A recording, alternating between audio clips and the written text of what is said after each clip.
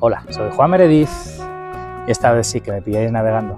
¿Es el podcast náutico A Son de Mar el mejor de España?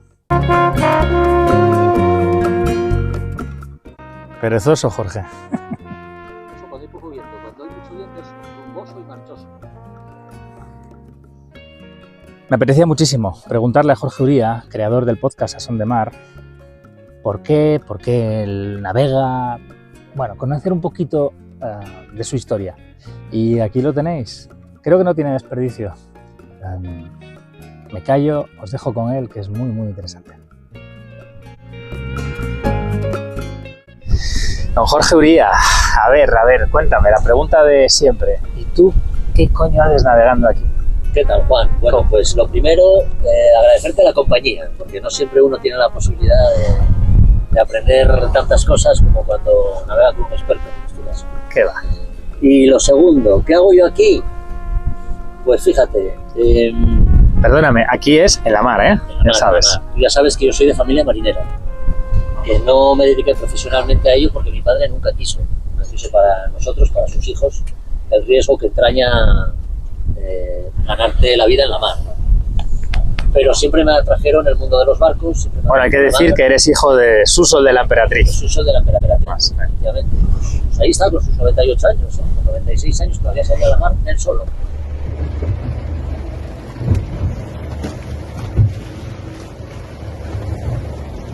Ahí está, con 96 años. Puede caer al mundo, me cago en Dios, que él no cae.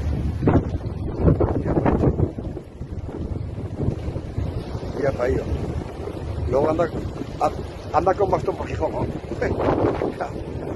Pues como decía, soy hijo de familia marinera y al final la cabra tira al monte. Y aunque quieran apartarte de la mar, pues cuando uno lo mama desde niño, pues acaba de alguna manera navegando, ¿no? Y ese es mi caso.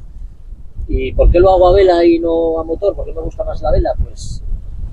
Pues te diría que porque me acuerdo hace muchos años, cuando yo trabajaba en la radio, durante una época de mi vida, como profesión estuve de locutor en la SER, concretamente, pues por la SER iba un chaval que tenía muchos proyectos en mente, que los llevó a cabo gracias a su obstinación y su trabajo y su constancia, y era un chico que estaba preparando la Minitrans.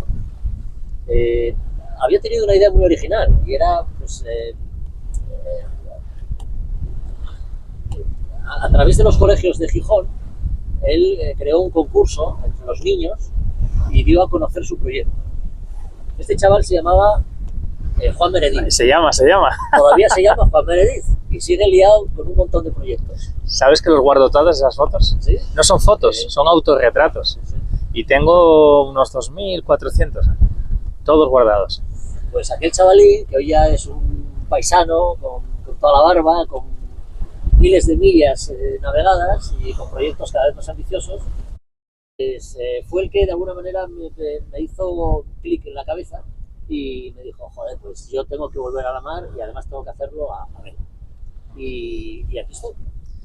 Fíjate que hemos navegado más de lo que parece juntos, porque hace un momento recordábamos una vuelta a España con los IMOCA en el año 2010, pero sé que te acordarás de un intento de récord que sí, que un día se me ocurrió y que hicimos con el gaitero, que nos dejó Joaco Morán y que venía Cuco, sí, Cuco Gómez y Hernán venía. Sí. ¿Qué? ¿Te acuerdas de aquello cómo fue? Bueno, me voy a acordar, me acuerdo perfectamente. Me acuerdo que siempre te gustaban las sensaciones fuertes. Y me acuerdo que aquel reto se daba las circunstancias, pues que una de las condiciones de aquel reto era que cada barco eligiese la época del año que considerase oportuna para batir ese récord, ¿no? Que era recorrer la costa de Asturias. Sí. Y tú fuiste a escoger, yo creo que los días más endiablados de ese año. Sí, era una idea un poco absurda, pero bueno, Gijón. Sí. Y como no podíamos ir por Pajares, pues era, bueno, con fair play, desde luego, tener que Tuvimos que entrar con un tangón doblado, cruzar, sí, altura de Cabo Peñas, Cruzar. Ramón, cruzar las longitudes de los dos extremos. Me acuerdo perfectamente. Y me acuerdo la bronca de mi padre. Porque mi padre estaba en casa. ¿Y qué hace este chiquillo en la mar? Es el único barco que hay en la mar, decía mi padre continuamente. Y nada, Sí. la experiencia, y aquí estamos, ¿no? Y claro que me acuerdo de ella, por supuesto. ¿No? Sí. La verdad es que acertamos, porque fuimos para allá relativamente rápido y luego sí, teníamos un gallego, un viento del oeste Sí, sí. que nos trajo y bueno, sopló duro y rompieron algunas cosas. Volvimos más rápido todavía. Sí. No, Y luego tuve el gustazo de navegar contigo en unas 200 millas a 2, ya en el Class 40. bueno, el gustazo fue mío. Bueno, No hay que decir. El El gustazo mío- fue mío el porque mío fue te lo una experiencia increíble. y una curiosidad que tengo, que no sé si alguna vez te la he preguntado. A Son de Mar, el podcast, nace exactamente por qué. Quiero decir, porque tú ya estás navegando. Entiendo que mezclas tu experiencia en la SER, el saber hacer, con lo que te gusta la mar, ¿no? Pero buscas algo que alguna vez he pensado, de decir, bueno, esas experiencias de mi padre o de gente como él, o... Pues es muy fácil. El podcast nace por la admiración reverencial que yo tengo por la gente de la mar. Así de sencillo. Y así de concisa es la idea. Quiero decirte, poder hablar con navegantes de todo tipo, desde pescadores, gente como mi padre, que con su edad pues ha vivido tantas cosas, ¿no? Desde barcos de vapor, la galerna del 61, lo dura que era la vida en la mar en aquella época, en el sector de la pesca, hasta marinos mercantes, que también han llevado vidas duras, y también regatistas. Es decir, intento abarcarlo todo porque siento, como te digo, una admiración reverencial por todas las personas que se dedican a la mar, por el sacrificio que ello representa. Sí, imaginaba que tenía que ser algo así, ¿no? Porque, bueno, hace un ratito Sí. hablábamos del Museo Marítimo de Asturias, ¿no? Y de la labor que hacen José Ramón, ¿no? Que lleva tantísimos años y os habéis juntado gente que es muy importante, y se lo decía ayer a José Ramón, la importancia que tiene la educación. Alguna vez lo hemos hablado esto, la educación, la comunicación sincera se llama educación para mí. Sí, sí. Y hacéis un trabajo que es impagable realmente, es bestial. Bueno, yo agradecerte que exista el A Son de Mar. Me parece lo que acabo de decir, fundamental. Y nada, seguir navegando un poquito y disfrutar de tu compañía. Pues nada, aquí seguimos, en la luna. Un momento, que esto no se termina aquí. Le pregunté a Jorge, como buen marino, que me hablara de su barco. Yo creo que eso identifica a barco y armador. Y aprovecho a daros las gracias por estar aquí. Suscribiros, por favor, si es que no estáis suscritos, dadle al like si os gusta y compartid. Compartid, que haréis que crezca la comunidad y esto nos interesa a todos. Seguimos. Pero el nombre del barco es muy particular, o sea, el nombre del barco, digo, el nombre del modelo, Amigo 27. Amigo 27, sí, sí. Muy bien. Y hay algunas loras más, Amigo 32. Carl Anderson es Carl Anderson es el el que diseñador. parió, el padre de esto, ¿no? Eso es, Carl Anderson. Un barco Mira. del año 73. Sé que no buscabas este modelo en particular, que fue un barco que apareció, pero luego te tiene que gustar. A mí me ha encantado y se me nota mucho. Pero si tuvieras que hablar de él, dime, ¿cómo es? Defínelo a tu barco, al Nahua. El Nahua lo defino como un barco... No, al Nahua no, perdón, a la Arona. a la Aruna. A la Aruna lo defino como un barco... Si dijese que es noble, sería como generalizar demasiado, ¿no? Porque lo comentábamos antes, todos los barcos son nobles. Diría que es un barco recio, que te inspira confianza y seguridad. Eso hablábamos, ¿no? Sí, sí, sí. Modelo Amigo 27. Amigo 27. Curioso el nombre para un barco sueco. Sí, sí. ¿Lo has navegado con viento ya? ¿Viento fuerte? Lo he navegado con viento fuerte, que además es lo que pide el barco. El barco pide viento fuerte y yo diría que incluso mar, porque es cuando te das cuenta de lo bien que navega un barco de quilla corrida, ¿no?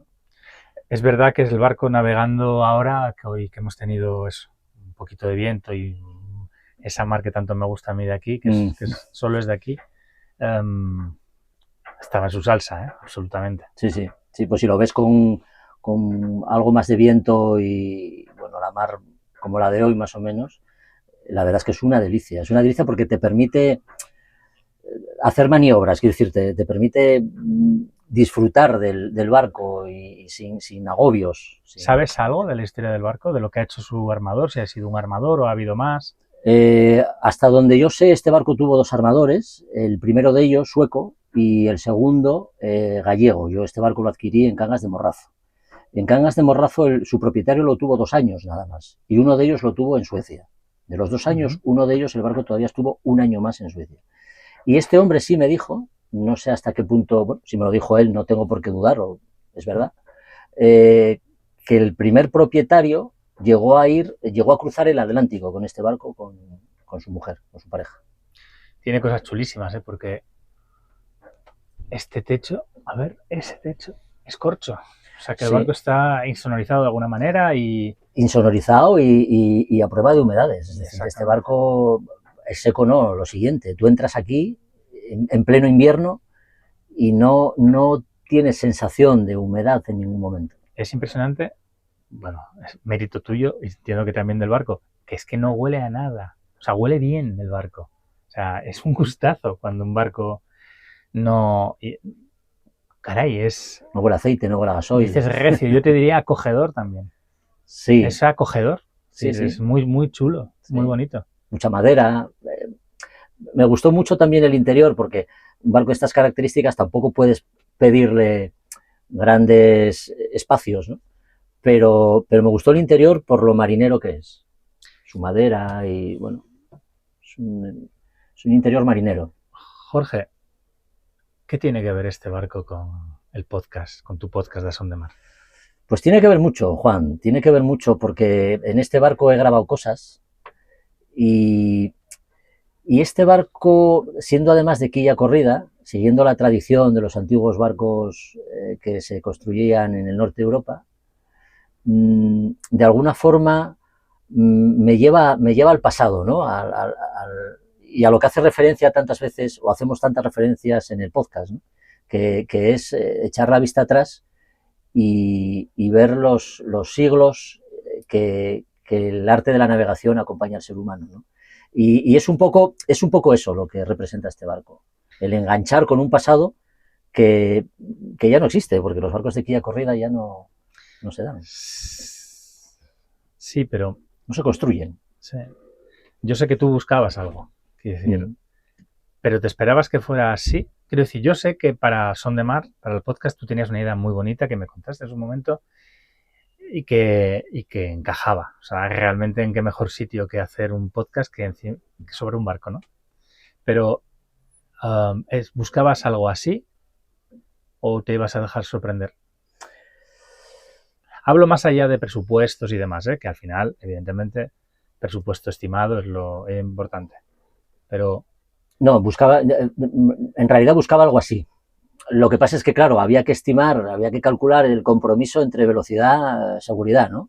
Yo recuerdo que las primeras fotografías que hice del barco te las envié a ti, sí. Lo estuvimos comentando y me lo dijiste, ¿no? A ver, no pidas peras al olmo, este es un barco de quilla corrida, es un barco que te va a dar seguridad y no te va a dar tanta velocidad, y efectivamente es así. Pero ¿sabes? Para el estilo de navegación que yo quiero, tengo el barco ideal. ¿Sabes lo que tiene este barco? Carácter. Y el carácter, eso va en función de la personalidad. Y este barco tiene una personalidad innegable. Creo que es perfecto para ti, creo que es perfecto para Son de Mar, y yo creo que si le preguntara al barco le tendría que decir lo mismo, de Jorge te va a cuidar. Yo creo que vamos a hacer cosas chulas. Joder. Este barco y yo, sí, vamos a hacer muy cosas chulas. Sí. Muy chulas.